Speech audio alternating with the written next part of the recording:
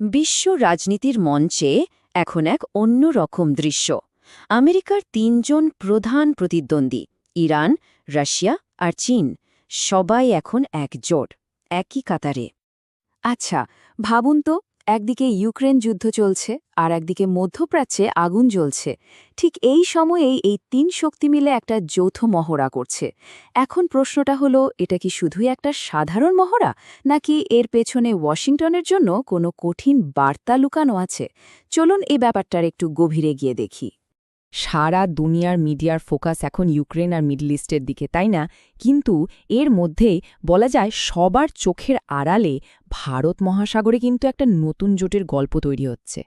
এই মহড়াটার আসল জিওপলিটিক্যাল গুরুত্বটা বুঝতে হলে আমাদের কিন্তু একটু ম্যাপের দিকে তাকাতে হবে, মানে দেখতে হবে যে ঠিক কোন জায়গায় এটা হচ্ছে। অফিশিয়ালি এটার একটা নামও দেওয়া হয়েছে, মেরিটাইম সিকিউরিটি বেল্ট। কিন্তু আসল কথা হলো, এই সুন্দর নামের আড়ালে এর আসল উদ্দেশ্যটা কি, এটা নিয়েই কিন্তু এখন সারা বিশ্বে আলোচনা চলছে।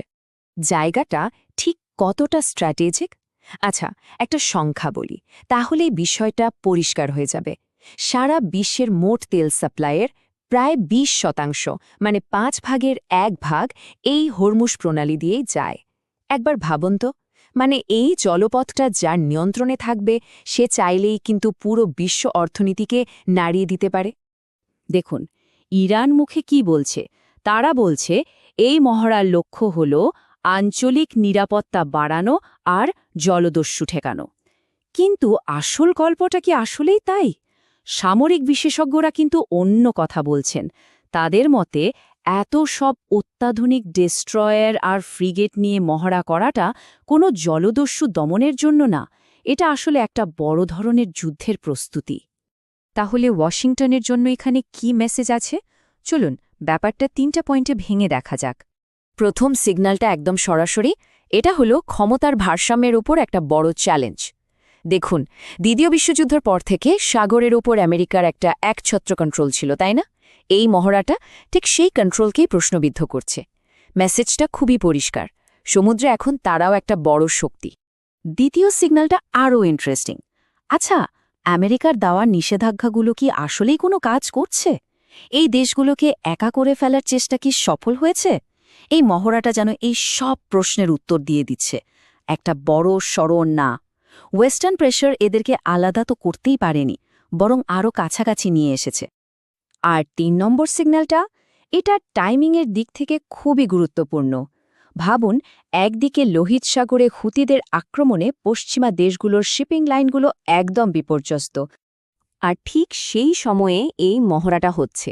এটা দেখিয়ে দেওয়ার জন্য যে ক্ষমতার কেন্দ্রবিন্দু এখন বদলে যাচ্ছে।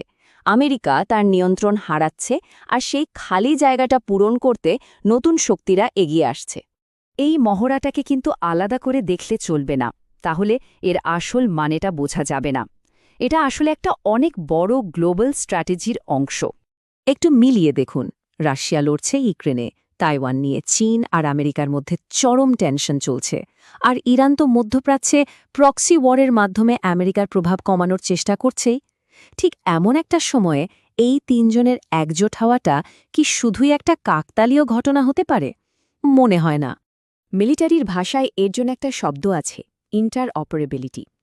সহজ করে বললে এর মানে হল, ভবিষ্যতে যদি কোনো বড় যুদ্ধ লাগে, তখন এই ৩ দেশের নৌবাহিনী যেন একটা ইউনিটের মতো একসঙ্গে কাজ করতে পারে। মানে একে অপরের সিস্টেম, কৌশল সবকিছু যেন একেবারে নখদর্পণে কাকে। এটাই হলো আসল টার্গেট। কাজেই এটাকে শুধু একটা সাধারণ মহড়া ভাবলে কিন্তু বিরাট ভুল হবে। এটা আসলে একটা সম্ভাব্য মিলিটারি অ্যালায়েন্সের ফাইনাল ড্রেস রিহার্সাল, বিশ্বকে দেখিয়ে দেওয়া যে তারা তিনজন একসাথে কতটা শক্তিশালী। তো সবশেষে প্রশ্নটা এসেই যায়, এই যে নতুন জোটটা তৈরি হচ্ছে, এটা বিশ্ব রাজনীতিতে লম্বা সময় কি প্রভাব ফেলবে? ক্ষমতার ভারসাম্যটা শেষ পর্যন্ত কোন দিকে যাবে? দেখুন, এই যৌথ মহড়াটা হয়তো আজকেই কোনো যুদ্ধ বাঁধিয়ে দেবে না, কিন্তু এটা ভবিষ্যতের একটা বদলে যাওয়া পৃথিবীর পরিষ্কার ইঙ্গিত। এমন একটা পৃথিবীর যেখানে ক্ষমতার সম্ভবত আর শুধু একজনের হাতে থাকবে না। আর এটাই কিন্তু এখন $1 মিলিয়ন প্রশ্ন। এই যে ত্রিদেশীয় জোট, এটা কি আসলেই আমেরিকার একক সুপার পাওয়ার হওয়ার দিন শেষ করে দিতে পারবে? আমরা কি সত্যিই একটা মাল্টিপোলার বা বহুমেরুর বিশ্বের দিকে এগিয়ে যাচ্ছি? এর উত্তরটা তো সময়ই দেবে।